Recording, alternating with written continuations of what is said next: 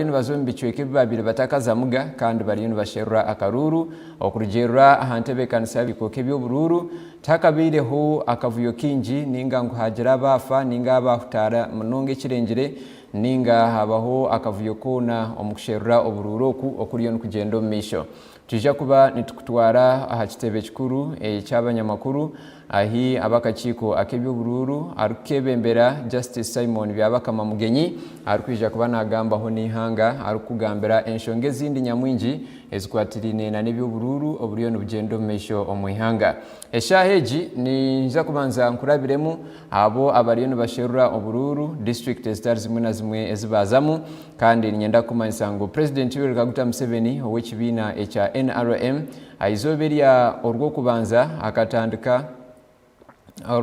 akatandika kuba nasherura akaruru omuri burenge rwizoba arukutandika na district ya Kisoro yija yazaho Rubanda kandi nyuma abaziyo arebekero mu district ya Rukiga hamwe na neya Kabare izoberi natekatekwa kuba mu district ya Kanungu na Rukunjiri arukusherura akaruru omuri burenge rwizoba kandi abandi abesimbere arukumanywa nka Moses Kasibante ow'ekibiina kya NPP ogu erizoba ariyo mu district eya Kitugumu hamwe na district eya Lamo na wenho ariyo na agenda mission okuba nasherura akaruru kandi we ow'ekibiina ekya National Unity Platform arukumanywa nka Robert Kyagulanyi we erizoba ari mu district ejo erukumanywa nke yabuyukwe ombichweka ebya Busoga arukusherura akaruru oteireho Mugisha Muntu Gregory ognowe ekibiina kya Alliance for National Transformation ANT nawe arizoba yasiba district eya Butaleja hamwe na district eya Mbale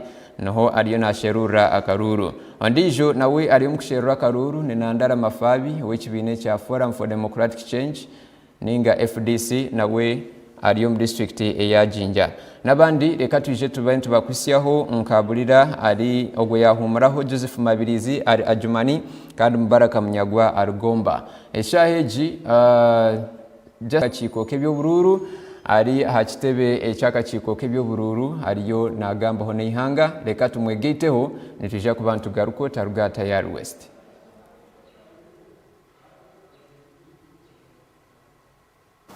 I would like to thank you for your continued role in ensuring that citizens are made aware of the different aspects of the electoral process and thereby contributing to enabling them make informed decisions and choices about who will lead them as provided for in Article 1, Clause 4 of the 1995 Constitution. I will begin with the progress of implementation of the roadmap. Since the roadmap for the 2025-26 general elections was launched in August 2023 and revised in July 2024, the Commission has been able to accomplish the following milestones. 1.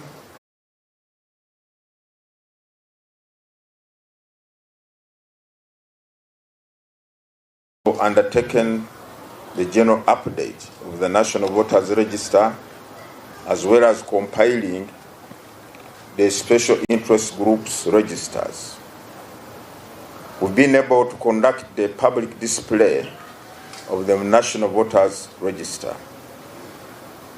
We have also been able to conduct the elections of special interest groups, committees from the village to national level. We have also conducted nomination of candidates for presidential, general parliamentary and local government councils elections. As a result of the above activities and others, some of the basic statistics for the 2026 general elections are as follows. Number of districts in Uganda as of 13th November 25, 146.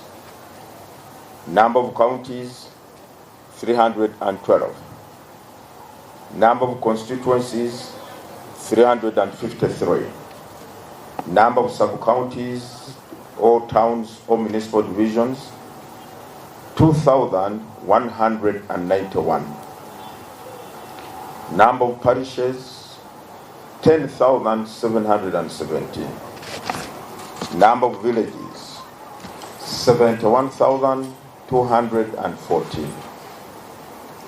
Number of polling stations, 50,739. Number of registered voters, 21,681,491. 21,681,491. Out of this total number of registered voters, the male voters are 10,334,362. 10,334,362, which makes 47% of the total number of registered voters. And the female voters are 11,347,129, which translates into 53% of the registered voters. So the female voters are much more than the male. The Commission would once again wish to urge all the registered voters to turn up on the respective polling days to exercise their right to vote and choose leaders of their choice at all levels.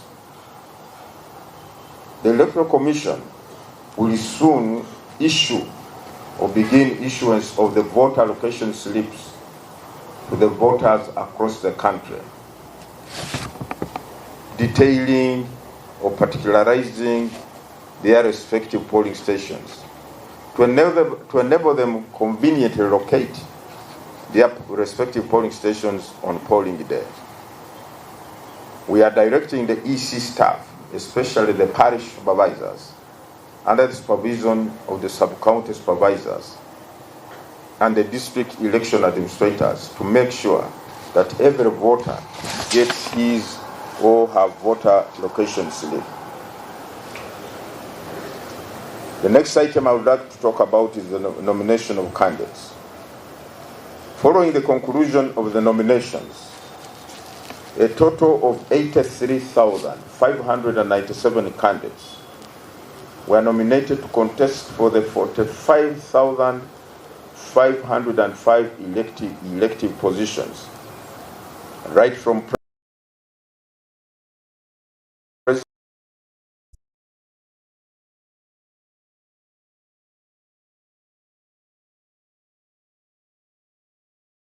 issued by the Commission. However, and unfortunately, since nominations, some of the nominated candidates at different levels have since passed on.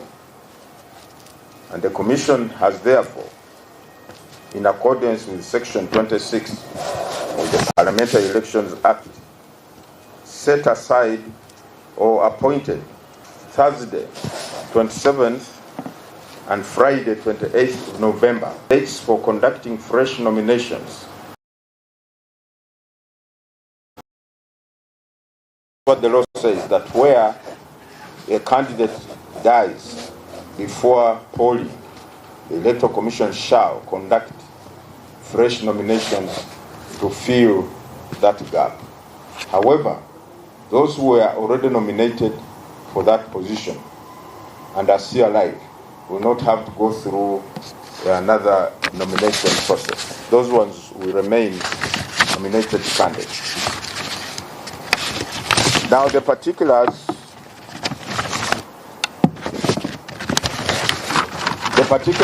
of the state are as follows.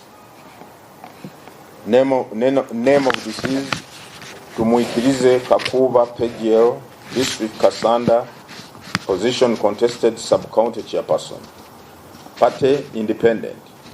Electoral area Manyogaseka.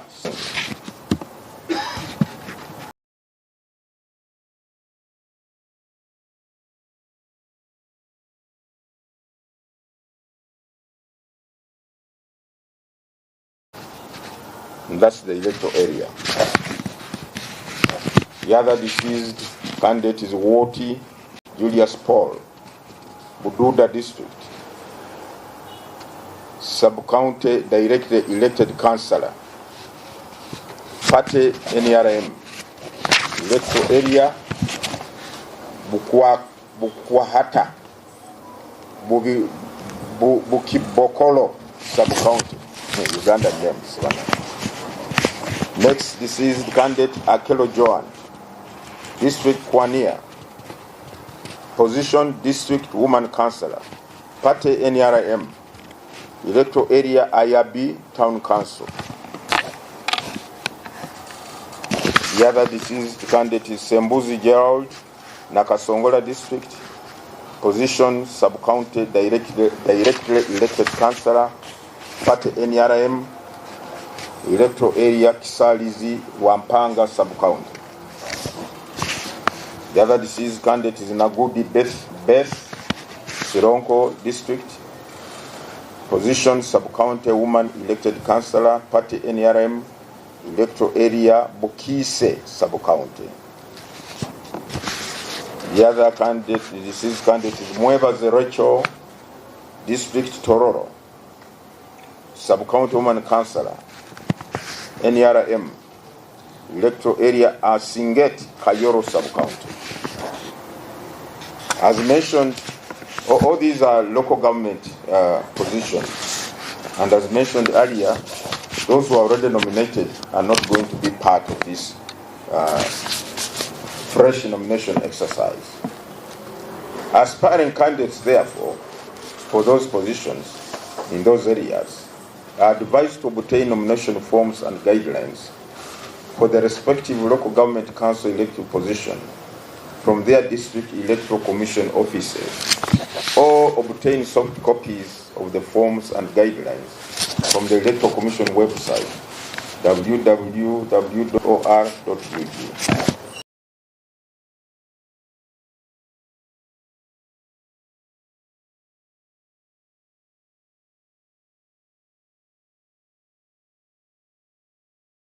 Nomination at all levels. The Commission appointed the polling dates for the various elective positions under the general elections roadmap. As by way of reminder, the following are the dates for the information of the general public. Elections of the President and members of Parliament, both directly elected and district woman representative, 15th January 2026. National Conference for Election of Persons with Disabilities Representatives to Parliament, 19th January 2026. Election of councillors representing special interest groups, that is youth, older persons, and PWDs at sub-county, town, or municipal division, 19th January 2006. Election of councillors representing special interest groups, youth, older persons, PWDs at municipality or city division, 20th January 2026. National Conference for Election of Workers Representatives to Parliament, 21st January 2026. Elections of district local government councils, that is, district or city chairpersons, Lord Mayor, mayors, and councillors, 22nd January 2026. Elections of municipality stroke city division chairpersons and councillors, 27th January 2026. National Conference for Election of National Female Youth Representative to Parliament, 28th January 2026. National Conference for Election of National Female Older Persons Representative to Parliament, 28th January 2026. Army Council meeting for election of UPDF representatives to Parliament, 28th January 2026. Election of councillors representing special interest groups at district or city level, 29th January 2026. Regional conference for election of older persons, representatives to parliament, 2nd February 2026. Elections of sub-county, stroke town or municipal division chairpersons and councillors, 4th February 2026. Finally, regional conferences for election of regional youth representatives to parliament, 6th January 2026. In other words, the elections that are stipulated in Article 61 Clause 2 shall all be held between 15th January and 6th February, including for the special interest groups. We wish to call upon all stakeholders, political parties, the candidates, observers, security agencies, civil society, and the electorate to take note of the respective polling dates and prepare accordingly to participate meaningfully in the elections. The other matter I want to talk about is the management of petitions arising out of the nomination exercise. The handling of petitions and complaints are an essential and legitimate part of the electoral process. The Commission received several petitions arising from the recently concluded nomination exercise.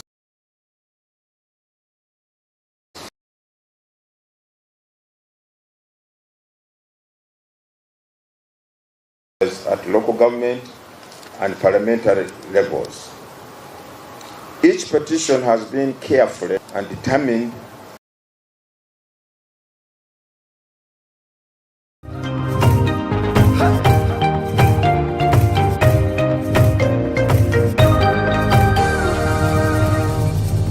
ekipya kiguse ku katale kyogero vitamin E pinki jelly yaguse katale ne back to school packages wangula ne kyogero vitamin E pinki jelly wamu ne kyogero cocoa butter jelly nan perfume jelly ne aloe vera jelly products zisangibwa mu maduuka gonna mwanga gula weesigire wangula ebintu okuli t-shirts boda TVs smartphones school bags ebitabo school fees watamwemu egaali n'ebirala bingi nnyo gwegula bizigo okuli kyogero vitamin E pinki cocoa butter nan perfume ne aloe vera jelly akalulu kali mu kizigo munda weesige bw'otuuka wakatikati akalulu kajemu okumanya ebisingawo kuba noti 7 noti 2 4 5 6 3 oba weereza WhatsApp ku noti 7 noti 2 4 5 6 3 free haba kyogero tugamba clean your skin ne kyogero products.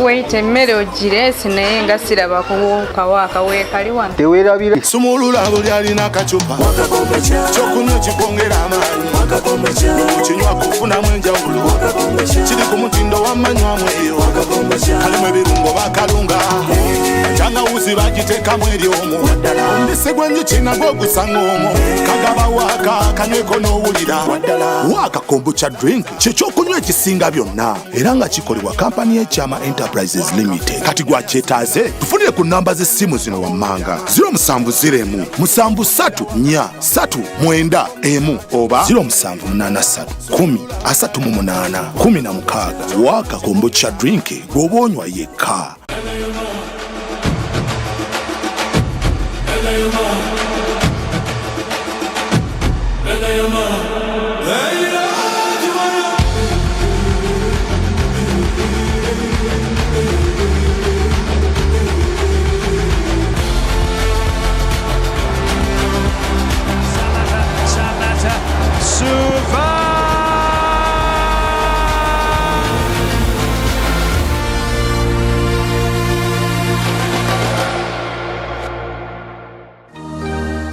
of their official agents who will be accredited to witness the delivery of the ballot papers at the airport in the case of ballot papers which are printed out of the country, and eventual delivery at our warehouses in the case of ballot papers and other election materials printed within the country. This measure is intended to ensure transparency and stakeholder confidence in the handling of election materials. I'd also like to update the country upon the technology to be deployed during polling for 2026 general elections. The Electoral Commission is empowered under the law to adopt and use technology in the management of elections. Specifically, Statutory Instrument number 2 of 2021 enjoins the Commission to use technology in the electoral processes. Accordingly, the Commission has procured 109,142 by 109,142 biometric voter verification kits, or BVVK, which will be deployed for the 26 general elections as a measure aimed at improving the management and conduct of elections through authentication of voter identity, of the correct voter or the right voter. Out of these 60,000 kits have so far been delivered in the country, and the balance of 49,142 kits is expected at the end of this month, this November. The BVK basically uses fingerprints and facial recognition. This is a new feature. If your fingerprints are worn out, we should be able to recognize you by the face. There is an application in the kit which will identify you or recognize you by your face, so as to match voter details, which will help the presiding officer to confirm the identity of the voter as being the one on the voters register of that polling station. The system will enable the Commission to ensure that only registered voters or persons vote or are given ballot papers to vote during the elections, and that such persons or voters do not vote more than once for that same election. Hence, it will help the Commission achieve the one man, one woman vote principle. But we want you to note that this system of BVVK was first deployed in the 2016 general elections. It was slightly improved and used again in 2021 general elections. This system for 2026 has now been further upgraded. These devices will be deployed to all the 50,739 polling stations to enhance credibility of the electoral process. Currently, the Commission is conducting the exercise of recruitment of the 50,739 persons who will be operating these machines at each polling station on the various polling days. The Commission is also conducting recruitment of 1,050 persons who will be trainers for the operators. We must have can be trainers of trainers to ensure that there is full knowledge of how to operate the kits by all staff involved. A stakeholder engagement program featuring public demonstration of the kit, because people have been asking me, but you are not telling the people about the kit, you are not sensitizing the people. That is coming. So a stakeholder engagement program featuring public demonstration of the kit will commence in the coming days, during which representatives of all political parties and candidates, election observers, civil society groups, the media, and the general through practical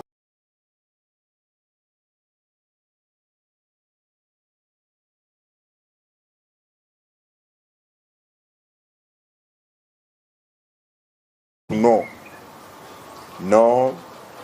The hallmark of our operations is transparency and inclusivity. For now, we want to prepare everything, the trainers, those who will be able to carry the public through These processes test the kit with the involvement of members of the public. So that's why for now we felt we need to hold on until we go out and sensitize the public about the process.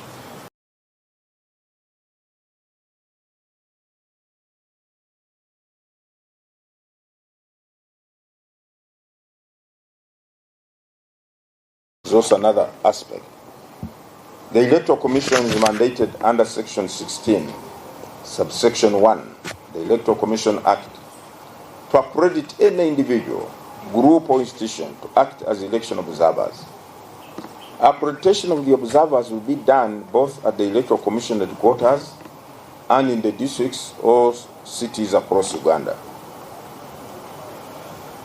Right now we are receiving a number of applications from both local and international groups, missions, embassies, missions, international bodies, regional bodies, continental bodies who want to observe our elections. And for us, we accredit as many as those who have expressed interest, provided they meet the basic criteria. So all international and national observers who will be working in Kampala region, which comprises the districts of Mukono, Wakiso and Kampala, will be accredited from the Electoral Commission headquarters in Kampala. National observers for the rest of the districts will be accredited at the respective city/district Electoral Commission offices by the District Accreditation Committee. The Commission will accredit national and international election observers and media practitioners who wish to follow and report on the electoral processes. Accreditation of observers is essential for ensuring transparency, professionalism, and orderly conduct during one pre-polling period. Right now we are in the pre-polling period. Then the polling days, vote counting process, results declaration processes, and then the post-polling processes. The media houses and observer groups are encouraged to submit their applications earlier to avoid delays. Campaigns for the 2026 general election. As mentioned earlier, the campaign period for candidates contesting the various elective positions is currently underway. The Electoral Commission issued campaign guidelines which were well shared with all political parties, candidates, stakeholders, and members of the public. The Commission wishes to appreciate those candidates and their supporters who have complied with the campaign guidelines, particularly in observing the harmonized campaign program, the agreed venues, the campaign time, and using suitable language. This has enabled the smooth conduct of campaigns in many parts of the country. We have, however, noted incidences where some candidates, their agents, or supporters have deviated from the guidelines. The following have been reported and observed as some of the particular areas of non-compliance.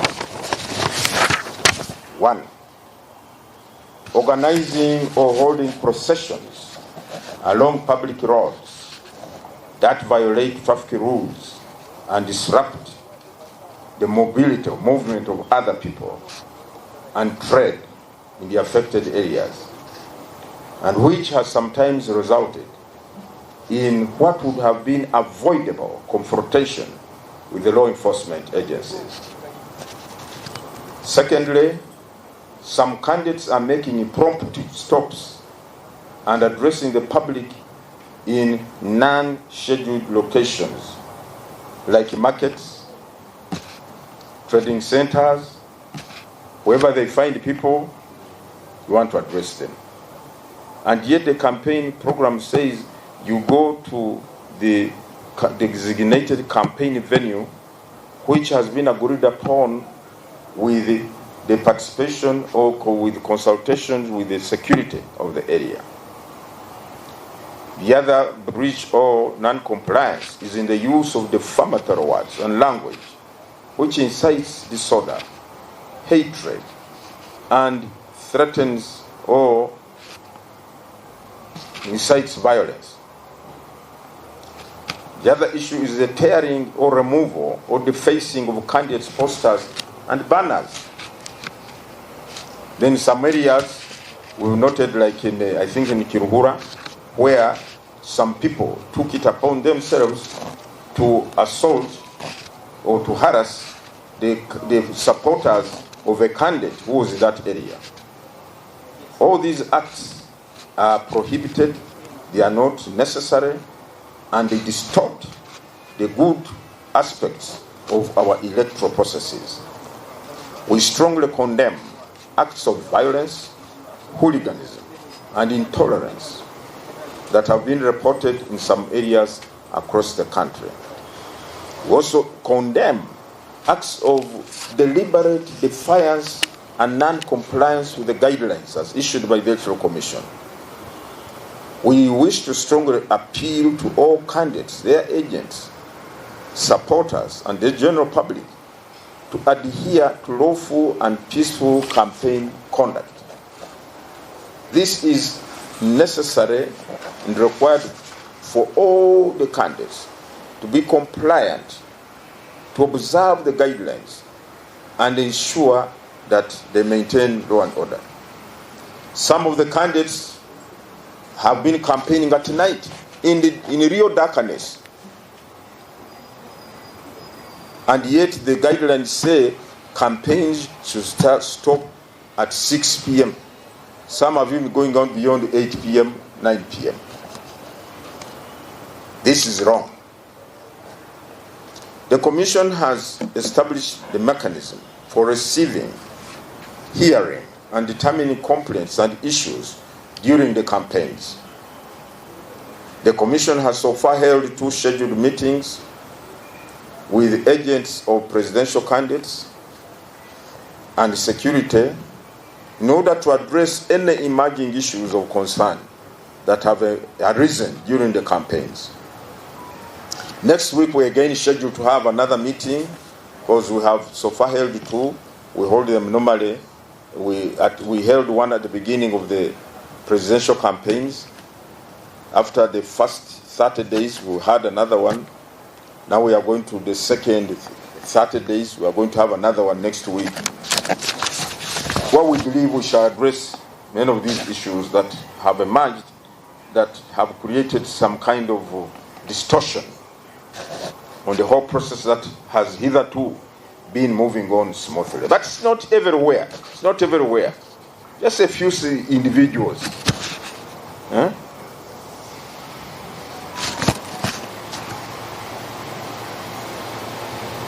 I would like to state that the Commission will not hesitate to apply sanctions against any individual or political party or organization that violates the campaign guidelines or engages in activities that threaten the integrity of the electoral process. We wish to emphasize that compliance with the law remains a shared responsibility of all stakeholders in the electoral process.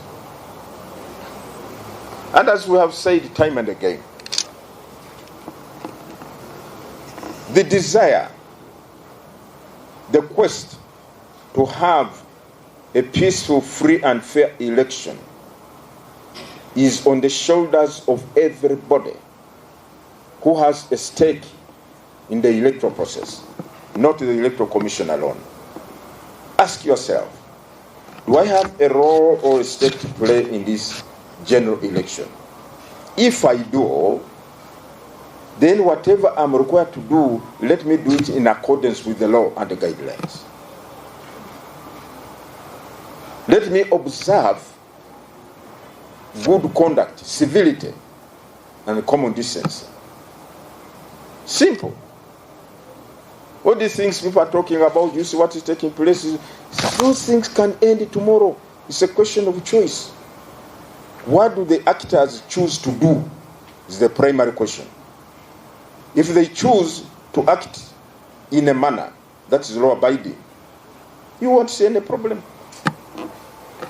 And counsel people on how they ought and are expected to behave, how they ought and are expected to behave or conduct.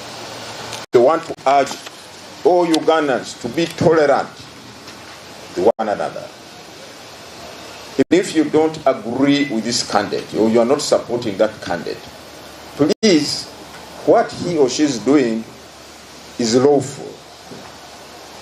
You have no right to take up sticks or stones or whatever and try to assault this candidate or discourage him or her from coming to your area or campaigning in your area. Let him or her be.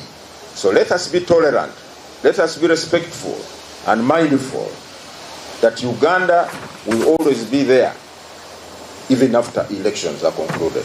Thank you for listening to me. For God and my country. Basebo ne banyabo njagala kubebaza bamawulira bazze wano lwaleero. Mweba nnyo okuwagira kikiiko k'ebyokulonda kutegeeza eggwanga ebikwata ku biki bye tutambula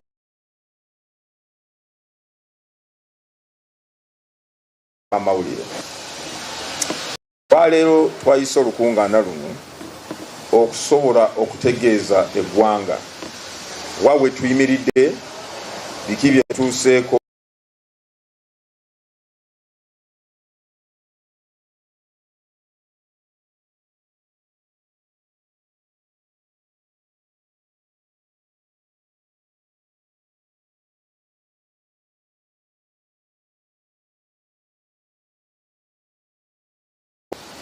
ebitwakatu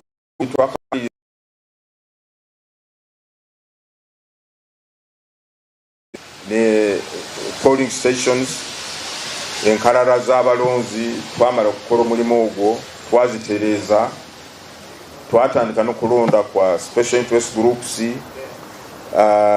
kati kaweefuba waliwo kati ne twamaliza na okusunsula abagenda mu bifo tutuukira ddala mugabo ebivuddemu kwegamba nti bye bino districts zetulina kati mu Uganda ziri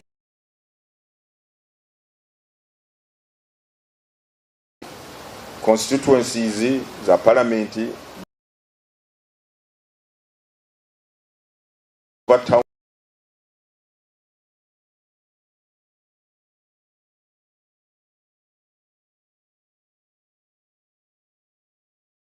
mu 717 ebyalo 1,214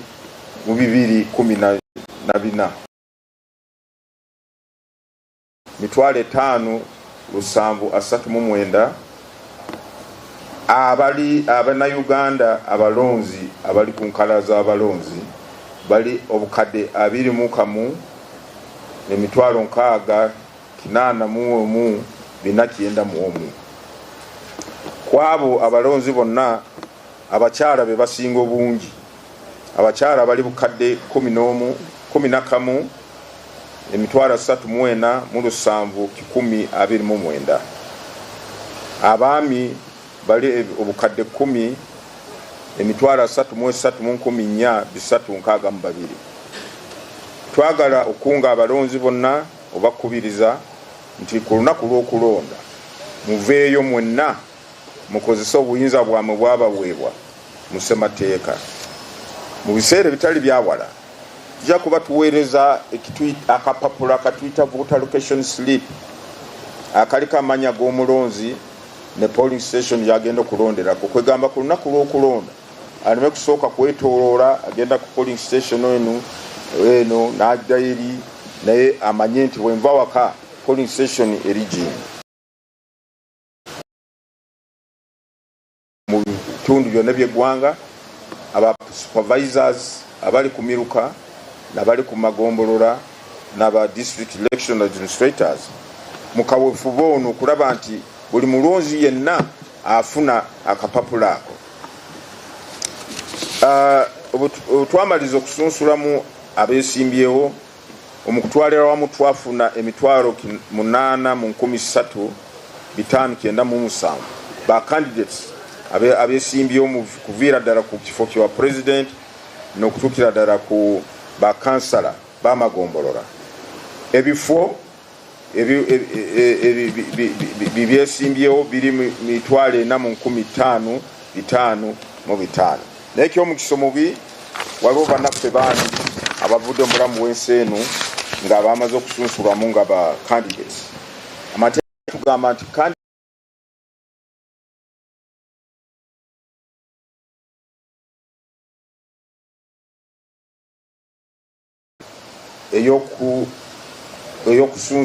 nomination empya oba nomination okujjuza ekifo kyo candidate afudde, naye bali abaali basunsuddwa ku kifo ekyo nga bakyali balamu tebajja kuddamu ate okusunsulwamu nedda. Ebifo bino biri mu Kasanda, tulina ekifo kimu, chairperson w'egombolola. Kabonga tulinayo omu eyali yesimbyewo ku kifo kya abakadde. Bududa tulina ekifo kimu kyali kyesimbyewo ku bwa kansala w'egombolola. Kwaniya wali ekifo kimu ky'omukyala wa kansala wa district. Nakasongola naye waliwo ekifo kimu ky'omu kansala w'egombolola. Sironko naye waliwo ekifo kimu kya kansala omukyala kansala kirira abakyala ku gombolola. Ne Tororo waliwo ekifo kimu ekya omukiikize w'abakyala kansala ku gombolola. Bagala kubajjukiza kulonda ku bwa president genda kunaba member of parliament kwenda kubeera lunaku lumu ng'ennaku 15 omwezi gw'olubereberye oba January 26.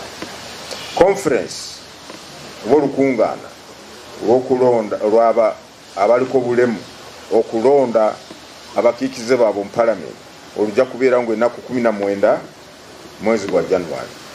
Ate okulonda ba councillors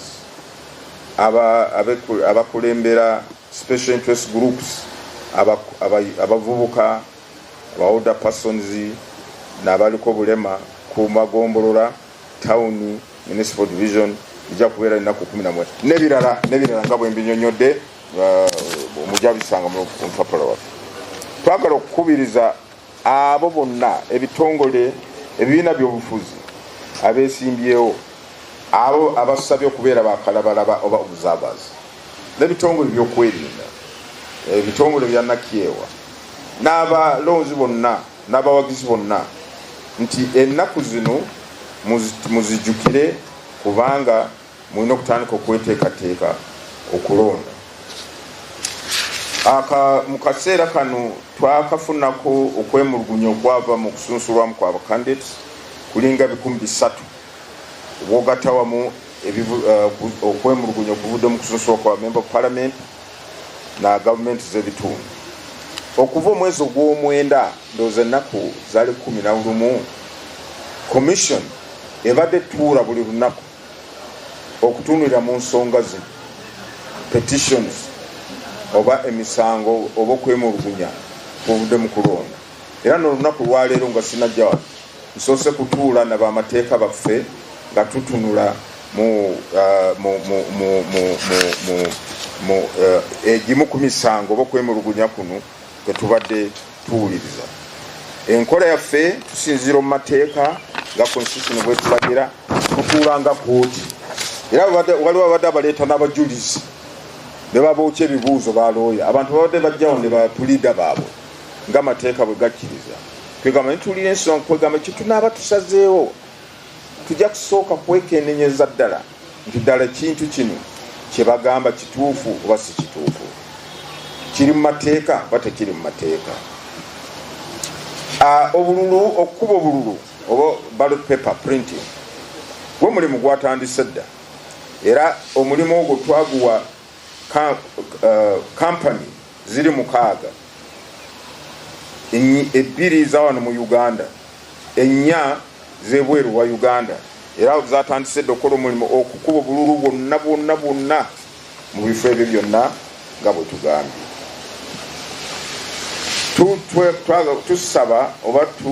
Tusaba ebibiina by'obufuzi n'abo bonna beesimbyewo mutuwa amannya gaba agents bammwe ky'ennyonyi entebe nga obululu buno butuuka mu ggwanga nga bamaze obukuba. Eryo ddembe lyammwe mutwamanya, tujja kuteekayo enteekateeka eneebasobosa ogenda ku kisaawe ku lunaku lwennyini ennyonyi zinaaba zireeta oba binaaba ereeta obululu buno mu ggwanga. Tugenda kukozesa ebyuma bya kalimagezi naddala ku polling station. Ku mulundi guno tulongosezaamu akuuma katwakozesa mu mwaka 2016 ne mwaka gwa 2021. Kati bw'obanga ekinkumu ky'omulonzi kiganye okuvaayo bulungi, bagenda mukuba kafaananyi.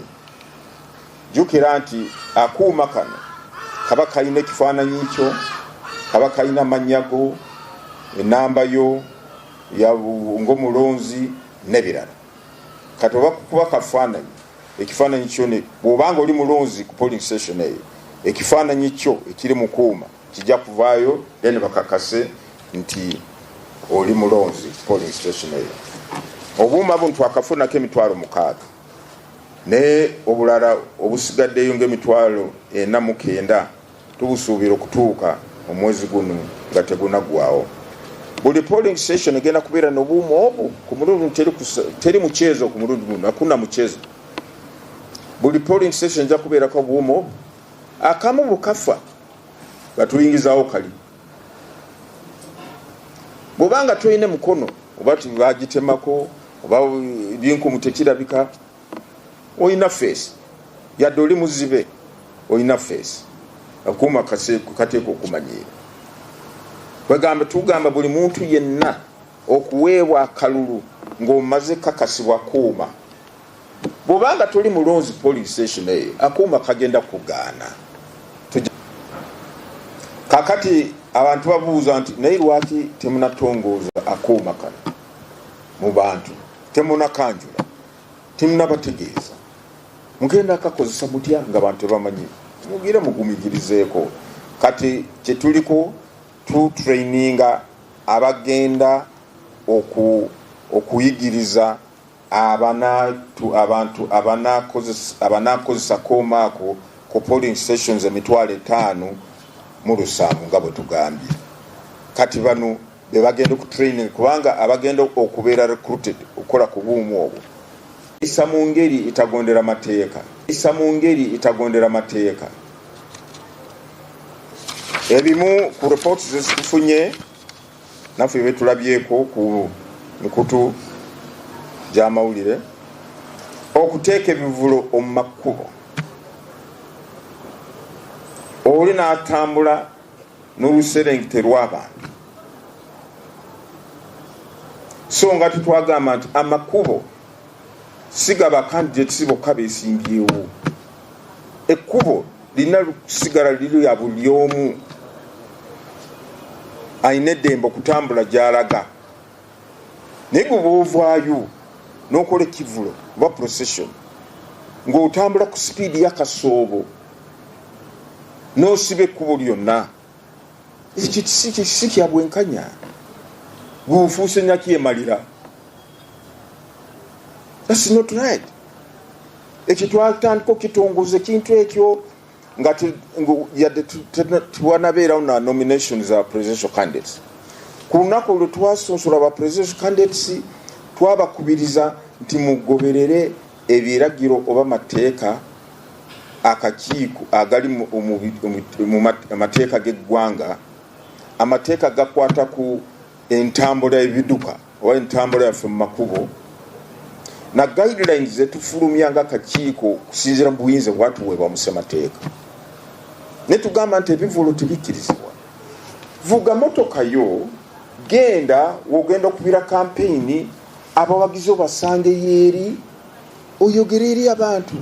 Tulaba abakandidates abakola abakikola naye babamu oba bafuuse ki, nantawulira, nantametwa, nantagambwako. Bakola ebintu kwagamba ekyo kyekireesewo ebintu kwegamba nekireetawo embeera nti ab'ebyokwerinda bagezaako okuza embeera mu nteeko nyo abaakola ki okusikagana mu kuwa. Nolwekyo ekintu ekyo tukivumirira tokivumirira. Ba candidates twabagamba nti mu nteekateeka yammwe y'okuba campaigns olina okulaga wa w'ogenda ku olunaku bwe luti. Kolagana n'abeebibiina ebitongole by'okwerinda Uganda Police Force mu district obagambe nja kubeera mu kifo bwe kiti. Balina okusooka okukakasa ddala ekifo kino candidate kyagamba kituufu. I mean, is it proper? Oyinza kugamba ogenda kubeera ku kifo kiri kumpi n'eddwaliro, kumpi n'essomero, ng'abaana baffe bakola ebibuuzo bweyagala okubeera campaign. Saba ebitongole by'okwerinda omulimu gwagwe okulaba nti yes candidate gundi ajja kujja mu kifo kino, teri kintu kyonna kigenda kutaataganyizibwa ajje. Naye kakati candidate atuuka mu butale n'atandika kwogerera abantu balikola emirimu gyabwe mu butale, abantu banoonya kasente okwebeesawo, kati oyagala okutaataganya emirimu gyabwe mu bizinesi zaabwe.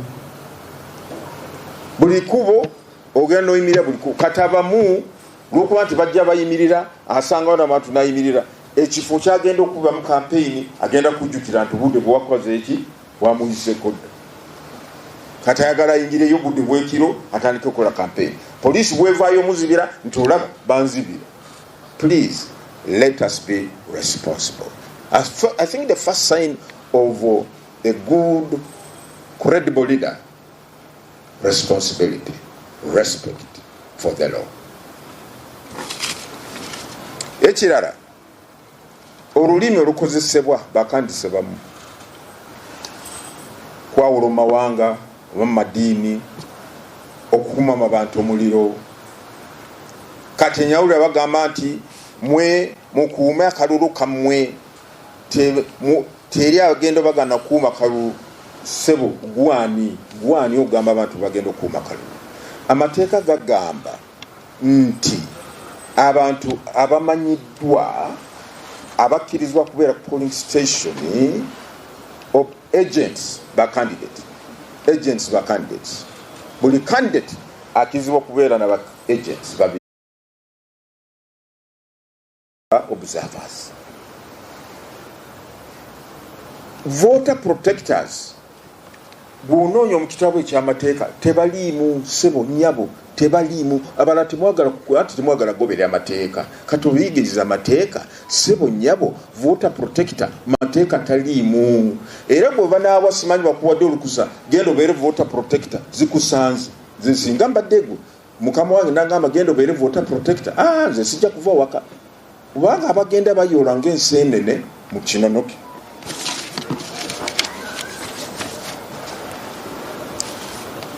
Abantu betwandiise ani agenda okukuuma kalulu kaffe. Nze nga candidate akalulu kange kanaakuumibwa bata katya aba agents bolina polling station. Kati kamba kyokulabirako basebanyabo, tulina ba candidates aba presidential candidates bameka 8 si 8 already. Aba agents bameka 16 candidate wabanga yewadde okusindika ba agents. Jukira nti ku polling station yemu ku lunaku lwe lumu tulina akalulu okulonda direct elected member of parliament, tulina okulonda woman member of parliament.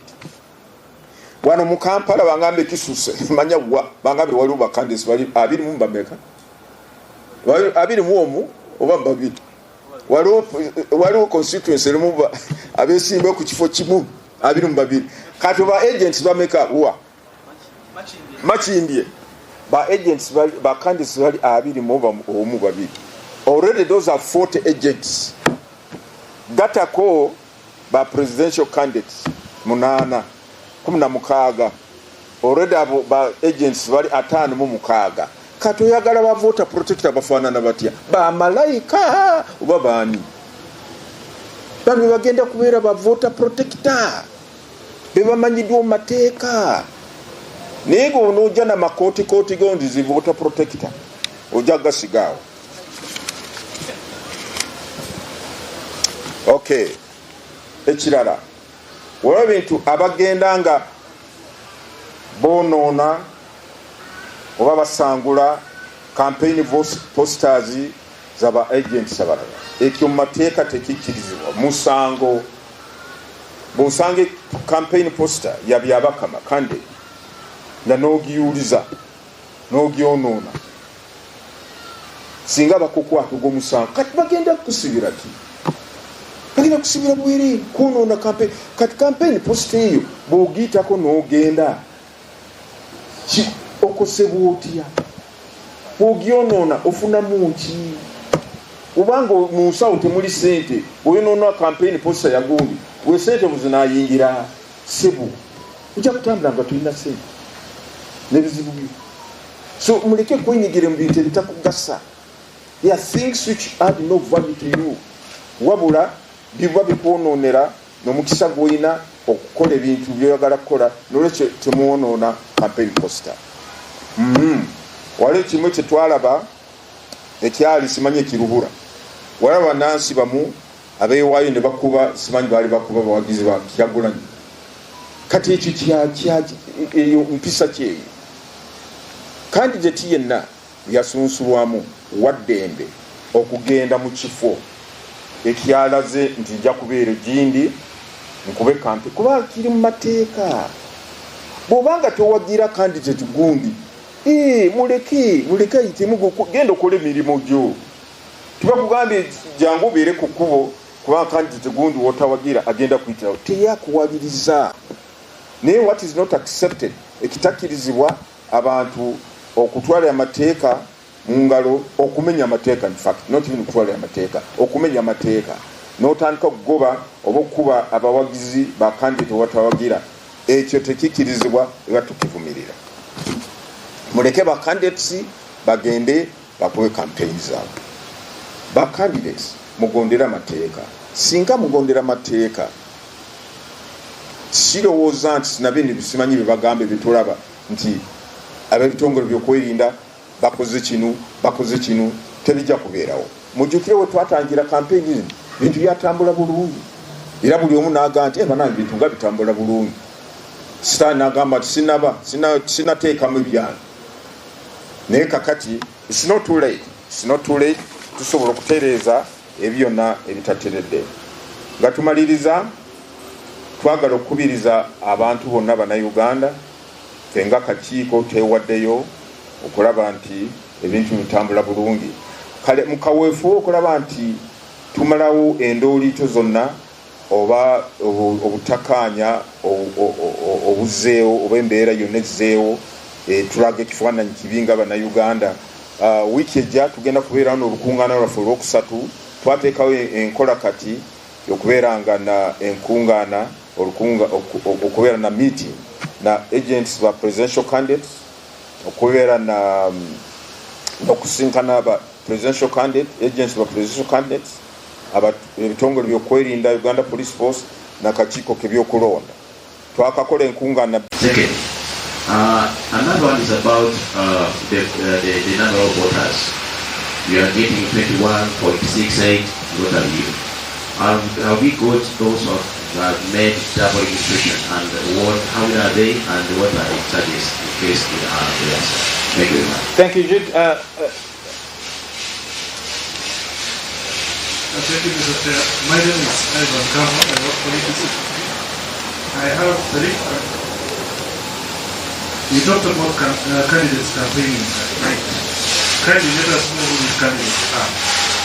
Number two, security being big at people. Whatever talk to the security agents, they complain that the people are beating security officers. As the referee in this whole election process, you feel that the ground is level to achieve a better electoral outcome. Then number three is to do with statistics. I have seen that the number of voters have increased by 3 million from 18 to 21, that's a good one. But when you look at the people who voted in 2021, they were about only 10 million, meaning 8 million people did not turn up to vote, even if they had the invalid votes.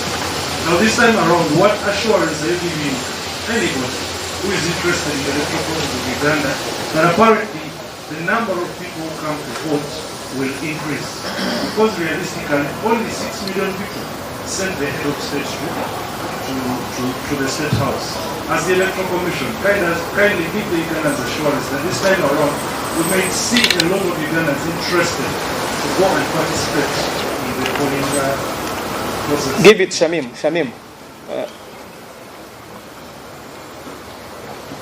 Thank you, Chair. My name is Shamim Nawakoza. Chair, I would like to know from you, one, if you have taken notes of the dogs deployed by the security agencies and how they are operating in the elections. I want to know from you their complaints of about 300 plus individuals arrested. I don't know if the Electoral Commission takes interest in those kind of offences that happen in elections and what exactly you do with it. Also, Chair, I would want to know from you, there are petitioners that are consistently here. The Honorable Zuku and his team are consistently here. Equally, the Nakawa team. Are those part of the petitions you have concluded?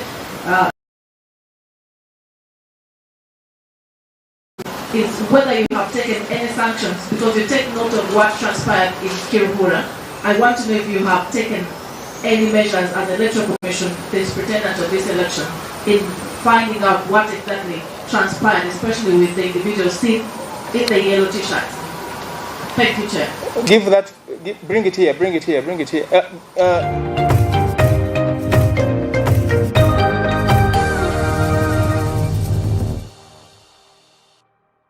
tandika izuba emirimo urugendo ninga kahumuro neco kunywa ca chituzi yenywere chituzi ohure amatwenge aha mu miro nikikorwa ku rugo mu chituzi ca shitake amajani hamwe n'obwoki konjora bunuzi hamwe no mutindo eki nikikorwa ba chituzi farm company limited aveine teknolojia nebyoma byo mutindo chituzi drink ikirizibwa kitongore cyo mutindo mu ihanga UNBS kandi neshangwa mu maduka na supermarket zono mu ihanga kushubura tera simu noti mushanju munana mushanju bisha twina bitana shatunemwe ninga noti mushanju munana mushanju bisha twitano 001.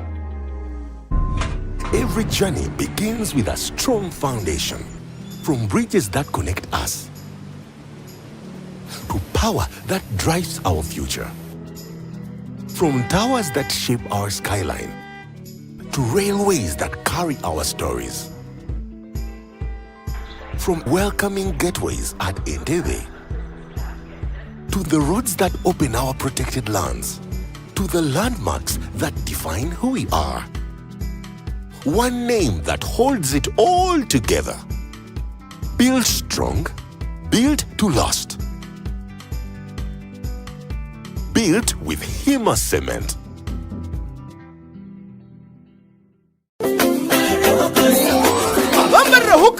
abari kushangwa protein bikumi na mushansho garage street abatwire ni batwisiyeho ubuhereza bwo kubika no kwehura amagoba make batugamura mu bishoguzo byabo byo kumara imyaka 10 bakwereza abanyayuganda bijane koransia on promotion yo kugarura aba customers ba bakurabira mu kubahereza bicyoncho nyamwinshi okurugabira 20 byo kwa mushansho mwako mpako kwa kashatu kwe 2024 batera hot dry ahabwa aba customer ba nabo kuganyurwamo ahe turatungire bicyoncho nyamwinshi tukurabira mu kugura imigabo umuntu uragura imigabo ya miliyoni 10 no kwiyongerayo no kwihangura musiyasi y'abafite ya digital iyo takwetenga n'amajuti kandi baragura imigabo okuruga miliyoni 1.9 okwika miliyoni 6 ogwe nayihangura rente boy freshen y'amate kandi abandi kuruga miliyoni 6 no kushoma hasi haruhe birabo nyamwinshi nkembuzi emifarasi za TV t-shirt n'ekofira za hokasako hamwe n'ibindi byinshi kandi ni urayeta bo muhurreke ukareta aba customer kugura imigabo abaryo muri 15 no kwiyongerayo niwe titwakusiga nyuma ebirabo byawe bikutegereze kumenya bikukiraho teresimu ya 0 mushanzire cyenda na mushanje nkaga namwe ana na mushanje nimwije tujabuze tushemererwe tugure imigabo kandi tukurakurane nambara hokasaka.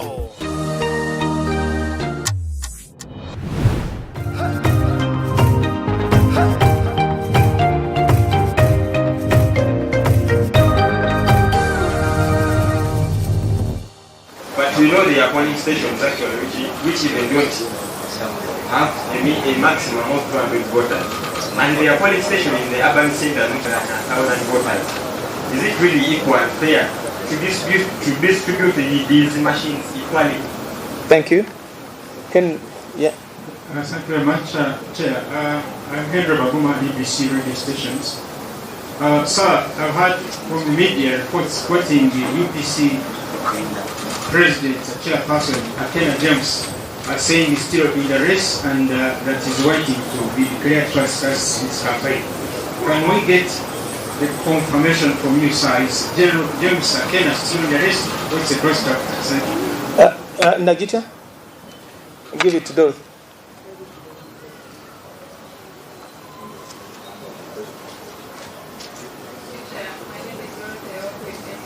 Speak up, please. Speak up. My first question. Your name again? Dorothy Nagita interview. Our chair would like you to share with us the breakdown of the voters by region. And also, you talked about violating traffic guidelines and all that. But we have seen cases in a campaign grounds where the police officers they are pepper spraying the crowd, yet they are supposed to be in that crowd. Is it really right for them to do that? Thank you. Thank you. Give it to Jamila. Jamila is there.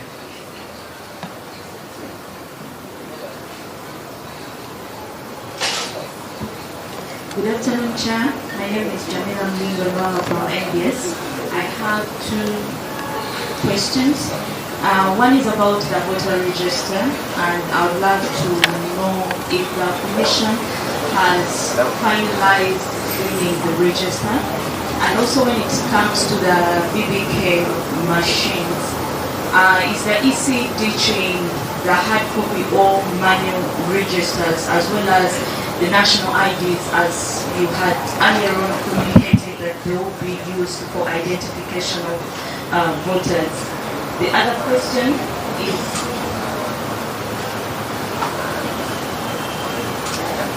okay. The last question on the BBK is, what law are you employing to take on this? Thank you. Let's have, bring it back. Give it to that man next to. Introduce yourself, please. Thank you, Mr. Chair. My name is Joseph. I'm working with Uganda Catholic Television. Uganda Catholic? DStv. I'm inquiring about the campaign regulations. Among them, the candidates are not allowed to campaign near schools or interrupting academic activities. But there are serious allegations that some candidate is fetching school children, learners, and ferrying them to their campaign rallies. Has this reached your desk, sir? Thank you. Give it to KFM. Okay, please, go ahead. Yes, this is Derek Ruanga from Cop TV. Now, Kachimuzi in Uganda, Lotche agende ku bagoberezi oba ku bantu aboolekera abeesimbyewo. Ensonga eyo okuva lwe twatandika bajoogerako naye abantu bano bo abeesimbyewo bagamba si be bayita abantu, ate poliisi yo bwejja ekuba bukubi. Lwaki tebateekawo measures endala ng'akakiiko ekayambako mu ekyo, oba magezi ki gagenda okusala ekyo kikume, kubanga tetusuubira nti bali abeesimbyewo balina enkola gye bajja okukozesa okukoba kwabo ng'ababawerekera. Webale nnyo kuba oyo. Nze mulangira Ddembe Reporter News. Chairman, register y'ebyole gy'otwanyuidde wano ey'abalonzi eri mu balonzi abukadde 21 naye NRM erimu 2. Simanyi kulaba ekintu kino. NRM erimu 2, boyina 21. Is it a shame on you nti bwakola national level register yo, because we are 46-45 million Ugandans. Bw'okubanga oyina register eyina 21 ng'ekibiina just one political party kirina voters register erimu abalonzi 2. My second question is, nsonga oyogedde ku candidate wano ali continuous amenya amateeka g'okulonda. Candidate kyoyo era etteeka lyogera ki ku candidate oyo violating amateeka buli ssaawa? Ekibuuzo kyange kinaasembayo, oyogedde nti n'ogamba nti bano abakalonde kakuume kawenje sigalawo bagenda kubakwatanga ensene mu bufunzo babaddeyo mu mikono gya poliisi babakwatenga ensene tuli mu season. Okay, Wono. Then I think Lord Chair can you take those. Thank you, Lord Chair. My name is Hussein Samuel from the Daily Monitor. When you register new voters, by the time the prescribed time elapsed, you had new 600,000 voters, and you made an extension of 7 days, and today you are unveiling three more new voters. We want to understand, in 7 days, which tactics did you use to raise 2.3 million voters? Thank you. No, Chidemu, can you repeat? Please repeat your question. During the registration of new voters, the EC, by the time the 1 month period elapsed, had registered 600 new voters. And today, you are unveiling 21 million, meaning we have jumped from 18.1 million to 21 million. Those are 3 million new voters. So I'm wondering, in 7 days period you extended, how did you raise 2.3 million voters? Let me start with that. Thank you, Chair. Before I forget that, I can take another question, because that's very important.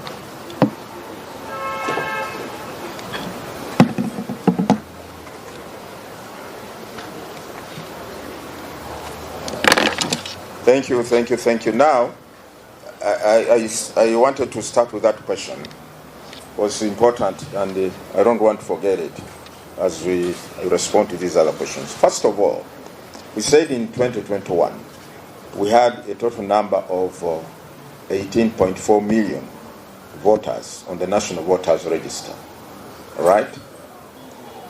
Secondly, remember that the process of registering voters, new voters, does not only take place when we open the update exercise. According to the law, registration of new voters is supposed to be a continuous process. And that process is aligned to the registration of citizens by NIRA. As NIRA continues to register citizens, and among those citizens are those who have turned 18 years of age, and since 2021 elections ended, NIRA continued to register a number of citizens who had turned 18. So by the time we came to the update exercise, there were a number of Ugandans who had turned 18 who had become eligible voters, who we had already incorporated or included on the National Voters Register. So the update exercise was only to give opportunity to those who have not yet been registered by NIRA, who are not yet on the National Voters Register. They are now 18 years and above, and they want to participate, or they want to get registered as voters. So it's not that the update exercise is the one which generated the new voters since 2021. No. There has been a continuous process of registration of voters, and the update is within the law. It says before any election takes place, the Electoral Commission shall put in place the update process to enable all those who want to register as first-time voters to do so. I think I've explained that. That number has been a continuously growing from 2021 up to the time of update. So when we generated 600,000 something new registrations during the update, which was about 3 weeks, does not mean that is the difference, the only difference in the addition of voters on the National Voters Register since 2021. Not at all. I think I've answered that one. Now, on the issue of, because I talked about it in Uganda, I want to emphasize it. Voter protectors is not a concept known in the electoral laws. It's not known in the electoral laws for one to be dubbed or tagged or labeled or identified as a voter protector. It's not there. But I've had some candidates, some people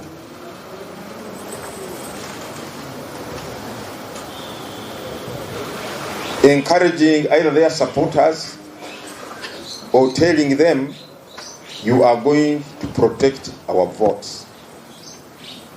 And we all know the votes are generated from a polling station, period, nowhere else. And the laws are very clear on who should be at the polling station, the polling officials in the various categories, the agents for the candidates, the police constables, the observers who have been accredited according to what the political parties and other individuals or groups will have applied or indicated. Those are the only people in the law. Now for you to come, therefore, at a polling station with a tag, voter protector, I am saying you are alien, you are a masquerader, you will be arrested, period.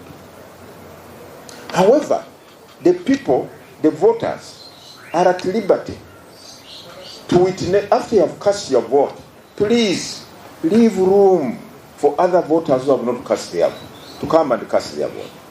Mind you, some of these polling stations are so small, particularly in the urban areas like Kampala. The space of a polling station is so small. Now if you, because I've heard some candidates say, when you cast your vote, don't go away. Now a polling station with 600 voters, or 1,000 as you are saying, although the number of 1,000, I'm going to explain that number now. If you all gather there at a small location, you have candidates agents numbering about 60. You think these people, the 300 voters, will keep silent? They will keep just seated like they are seated in a classroom or in a church? In a church we even sing, but we sing in an orderly manner. There's bound to be some bit of chaos. There's bound to be some bit of, because you have all this mix of voters for this candidate, voters for this candidate. They are, each one is Bewaga, Owanga Kalide. Then you before you know there's a commotion between these supporters. So that's why we say, you have cast your vote, please go. However, at the time of counting, you may be present, but you can only be present as not part of the counting. You are not participating in the counting. You are only watching or observing, seeing what is going on. The people, because I have seen some polling stations, you know what happens? Because the people, they gather all around the polling station. They are counting. Those who are standing 100 meters away, they all draw around. They surround these polling officials. As the presiding officer is counting, you hear the crowd taking over. Kafu. Now if the presiding officer says, no, see Kafu, neda, Kafu. Now, an atmosphere of intimidation is created at a polling station. Even when someone has put the tick on the face or on the symbol of that candidate, but not in the box created or which was put there for the tick or the thumbprint. Kafu! Anta tade mukie mukifana akatade kusimbo. Kafu! No! The law says, as long as the intention of the voter can be established, that karuhusi kafu, kalamu. But the people there, the crowd, they don't know the law. They don't know the law distinguishes between, or the law allows, what even though the tick, the authorized mark, is not in the correct box, but is put either on the symbol or on the photo of the candidate, because the people don't know, they in a big chorus, Kafu! Then this person is intimidated and what? Bagandi Kafu. So that's why we say, the people did not go through training. We shall have trained the agents. We shall have trained our polling officials to understand, to be able to discern the intention of the voter before you declare a ballot paper into Kafu or Isimbali. But the mob, I'm sorry to use this term, at times the people around seem to take over the whole process. So that's why we say, please, voter protector is alien in the electoral laws. It's not known. You have your agents. If you want, quote, voter protectors, your agents can play that role. But don't give people tags. And what do you call these things? These jackets, what do they call them? Like we put on for easy. What do they call them? Jackets with the voter protector for candidate Gundi. I am saying, and then you walk with the swag into the polling station, you'll be arrested. Period. Don't want people to create their own things, and they think that I've said this is how it is going to be. It's not going to be like that. And I'm saying it unequivocally, that anyone who comes masquerading as a voter protector at a polling station, when that identity or concept is not known in our electoral laws, is not acceptable. You are bound to be arrested. Don't waste your time printing or making the tags, giving them to your people that these are voter protectors. Agents are supposed to be given, your agents are supposed to give you a letter of appointment by the candidate. I've appointed Shami Munawakoza, my agent, at this polling station. The letter will be handed over to the presiding officer. For those who will be accredited as observers in that sub-county where these polling stations are, they will be given tags by the commission. But you sit in your party headquarters and elsewhere, you print things, Simani voter protector. I have said, and I repeat, that is not known in our electoral concepts and laws. Those people will be treated as masqueraders and they stand to be arrested. Secondly, let the process of counting the votes be for the polling officials and the candidates, agents, or the observers, if any, who will be at that polling station. Please, let us respect the laws. Because whatever is done in elections is determined, guided by the law, and nothing else. Now, on the candidates who campaign at night, violating, or candidates who are campaigning at night, violating other regulations or guidelines, as I said, next week we are going to have our meeting with their agents, the Uganda Police Force. We are going to talk about all these things. Then after that, if need be, we shall name them. Don't worry, we shall name them. EC register. NRM has 20. For you have 21. Isn't it shameful? Nedasable. It's not shameful at all. First of all, we are not involved in the process of preparing the NRM register. They can say they have 40 million. They can say they have any number. But for us, what we are saying, for us to have 21 million voters, and those are the ones who will be allowed to vote at the polling stations.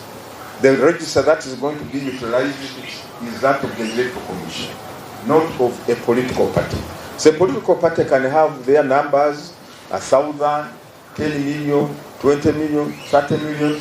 We have no problem with that. But for us, what we are saying, the people who are eligible voters, as per our data, are 21.6 million. So there's nothing shameful about that. Okay, somebody raised, I think he raised it in Uganda. The candidates say they are not the ones who invite these people who follow them. No, for us, we are lawyers. We call this what we call circumstantial evidence. You may not have direct evidence or something, but you look at the circumstantial evidence. Tell me, you are going to this designated venue. You are heading there. But you move in such a manner, you're on top of your vehicle, you're waving to everybody, you're moving at a speed 20, maybe less than even 20 kilometers per hour. What do you see this as? Isn't this encouraging, enticing people to join you? What is wrong with you driving directly to your campaign venue, as we have seen some candidates do? What's wrong? Let the candidates try that. Let the candidates drive directly to the designated campaign venues, and then we see how security all the body will come into interaction. But you are moving with a sea of people at snail pace speed. You are on top of your vehicle, waving every Tom, Dick, and Harry. Then people are joining you. Then before you know it, you have a huge crowd, a mass of people covering the entire road. For goodness sake. Then you tell me we don't invite these people. You are encouraging them by your conduct. So this must stop. You're encouraging them. You're the one encouraging them.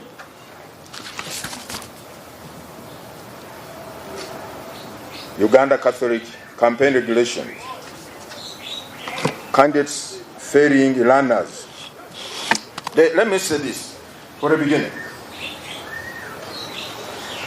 Maybe I push it to you. In our schools, do we have people who are voters? Do we have some people who are voters in our schools? I've been going to secondary schools myself as a chairman, been talking to students.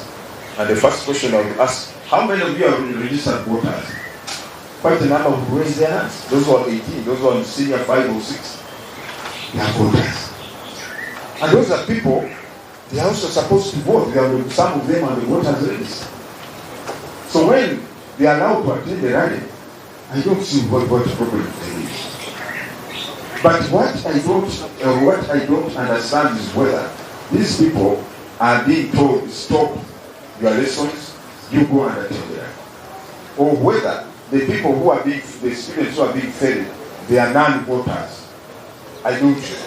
I'm not appraised of all the circumstances or the factors concerning these students. But the students, you have a number of students who are voters, and I think these students also should make an informed choice of who they should vote for come polling. And mind you, you remember polling takes place during holidays. January 15th. I think all except maybe a few universities, but most of the students will be at home during holidays, so they will also participate in elections. So I think the students also deserve to know who is the credible candidate, who is the right candidate, whom we should vote for by when we exercise our constitutional right.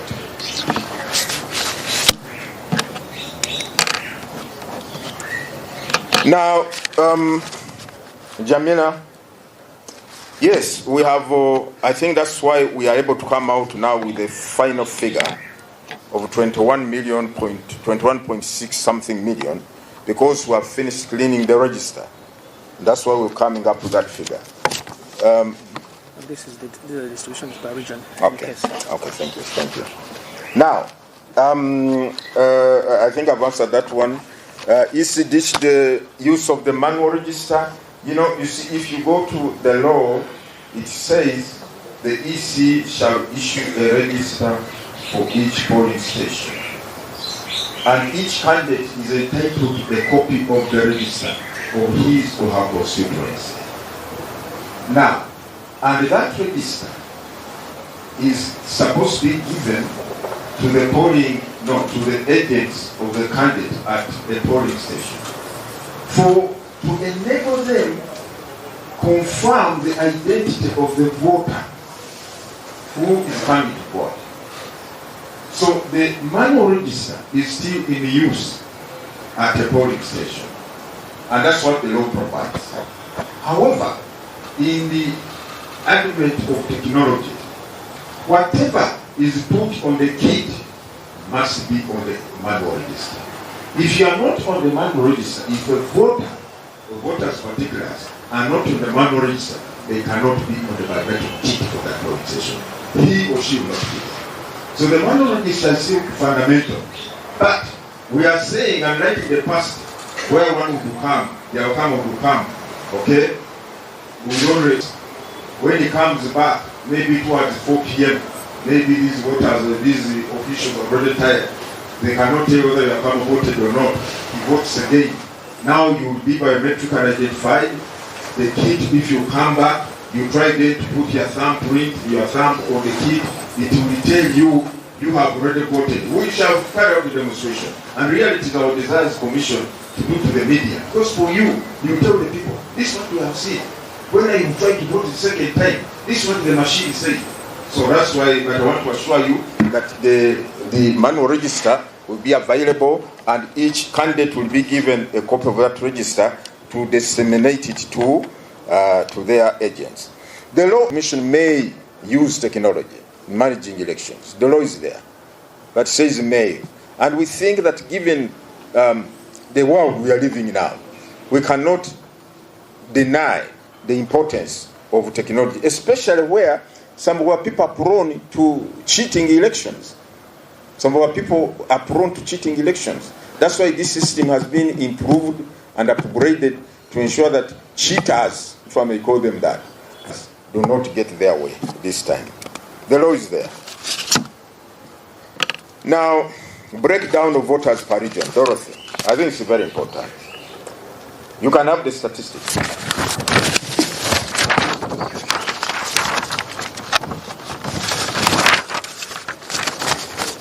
For us who have our own regions, these are the Electoral Commission's regions. Albertine, Bulisa, Hoima City, Kagadi, Kakumiro, Kivale, Kikube, Kiliano, Masindi, 1,206,393 registered voters in total in Albertine region. Central North, for us Central North is Kayunga, Kiboga, Kiankwanzi, Luwero, Nakaseke, Nakasongola. 1,003,745 total number of voters. Central North, that is 1, 2, 3, 4, 5, 6 districts. Central South, for us in EC, our Central South region is Bukomansimbi, Butambala, Gomba, Kalangala, Kalungu, Kasanda, Kiotera, Lwengo, Liantonde, Masaka district, Masaka City, Mitiana, Mpigi, Mubende, Rakai, Sembabule. It's about how many districts? Quite a number.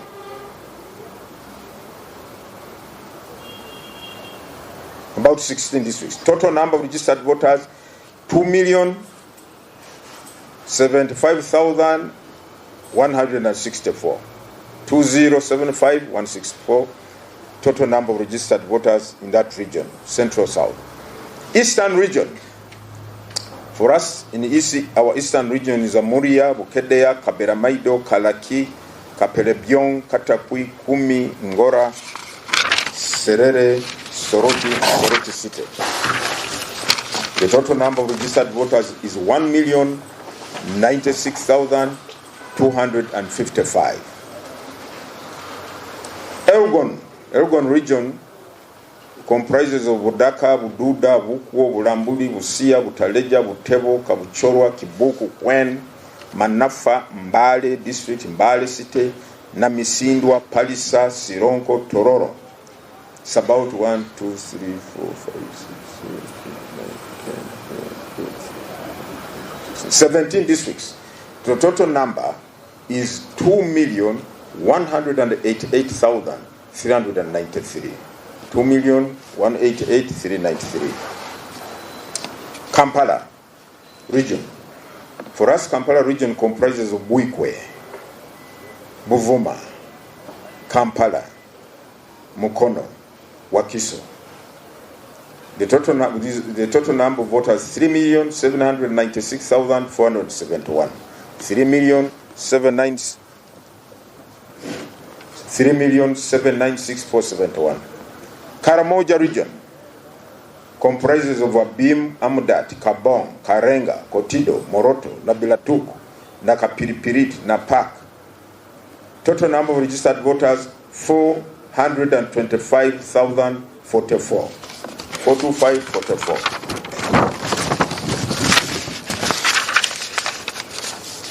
Kira region, not Kira municipality. Kira region comprises of Kaliro, Kamuli, Luka, Mayuge, Namayingo, Namutamba, Bugiri, Bugweri, Buyende, Iganga, Jinja City, which is 1, 2, 3, 4, 5, 6,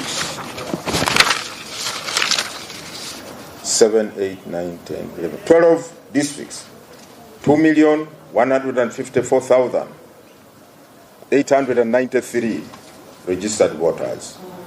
Midwest comprises of Bundubujo, Bunyangabu, Fort Portal City, Kabarole, Kamwenge, Kasese, Kitagwenda, Kiegegwa, Kienjojo, and Intoroko. Total number of registered voters is 1,542,524. Northern region, Agago, Alepton, Amorata, Amur, Apache, Dokolo, Guru City, Kitugum, Kole, Kwania, Lamuo, Lira City, Nuoya, Omoro, Otuke, Oyam, Padel, 2,074,138 registered voters. Southwest region, which comprises of Oweju, Bushenyi, Ibanda, Isingiro, Kabale, Kanungu, Kazo, Kiruhura, Kisoro, Barara City, Mitoma, Tungamo, Rwanda, Rubirizi, Ruchiga, Rukungiri, Rwampara, Shema.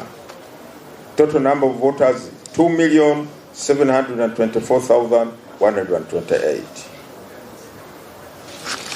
Finally, West Nile region, which comprises of Adjumani, Arua City, Koboko, Madiokoro, Maracha, Moyo, Nebi, Obongi, Pakwach, Tereko, Yumbe, Yonoreba mukuru w'akakiiko ak'ebyobururu Justice Simon Byabakama Mugenyi yabanashobora hati ebireni bigendomesho mu karuru k'ihanga lya Uganda obwo abesimbira ntebe zimwe na zimwe barugumza no kusherura obururu mbichweke by'omutano ebihangeri enshonga nyingi ziyagambaho kandi yashobora ngu esabite rukwija heja kubaho orukiiko rundi orwa akakiiko ak'ebyobururu akakenyini karukubuganaho naba agenti ababesimbira ntebe yo bwa presidenti otereho abebyo kwirinda okugaruka kucencuramu na no kureba ebyashyirweho omukusherura akaruru omuryabo abesimbire abarini bagendo mission no kasheruro mbichweke bitari bimwe na bimwe ebyihanga netwija kubaho naho tukutwara tukurereke oku orukiiko rurura gendo mission na no kuba norutwazibwa kandi ntugaruka kwizisi yangu akakiiko ak'ebyobururu aka kariyo kagumizamu okubanuka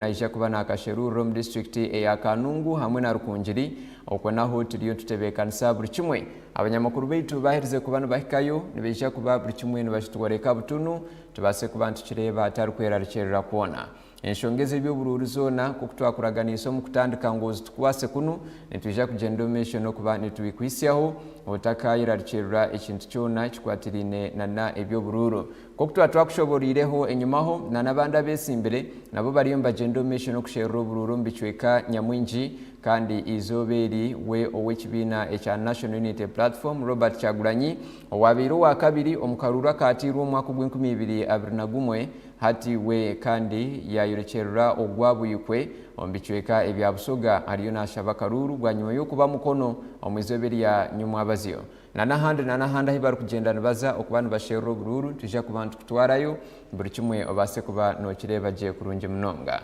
esha yona kokunakuraganisa nti kutwara ombicweka ebya rukunjiri na kanungu okworeka oku president